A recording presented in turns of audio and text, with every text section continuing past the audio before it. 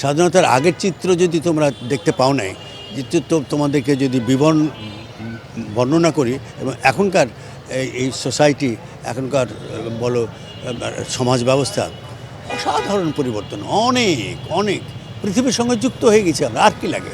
আর তো কিছু প্রয়োজন নেই। হ্যাঁ, তারপরে তোমার এই কথা তো অস্বীকার করবার উপায় নেই। গত 50 বছরে আমাদের দারিদ্র্য বিমোচন হয়েছে অনেক অনেক। এখন গ্রামাঞ্চলে অত দরিদ্র লোক পাওয়া যায় না। তুমি একটা উলঙ্গ ছেলে দেখতে পাবে না গ্রামে।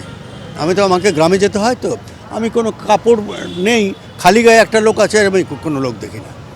হ্যাঁ, তারপরে শিক্ষা দীক্ষা, এই যে গতকালই তো একটা নিউজ দেখলাম যে একটা কাজের মেয়ে কষ্ট করে উদয়স্ত কাজ করে, তার একটা ছেলে বিশেষ ক্যাডারে প্রথম দিকে রেজাল্ট করেছে। হোয়াট ডাজ ইট মিন?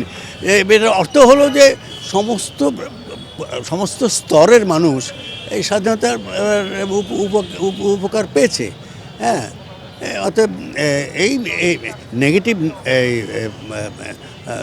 কী বলবো বিষয়টা আমি কখনো গ্রহণ করি না। এই ধরনের ন্যারেটিভ তৈরি করা উচিত নয় যে কিছুই হয় নাই। কে বলেছে হয়নি? ব্যক্তিগত অপ্রাপ্তি আমার একটা আছে।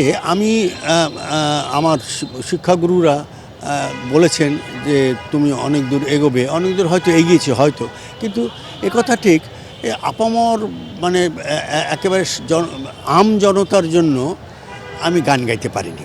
হ্যাঁ, আমি খুব শিক্ষিত, বিদগ্ধ, আলোকিত মানুষদের জন্য খুব ভালো আমি গান গাইতে। আমার যে সমস্ত গান আছে সেগুলো একটা হয়তো কিছু কিছু আমাদের সাধারণ মানুষরা হয়তো শোনে, কিন্তু সাধারণ মানুষের জন্য গান গাওয়ার একটা আলাদা কোয়ালিটি লাগে, সেইটা আমার বোধহয় ছিল না।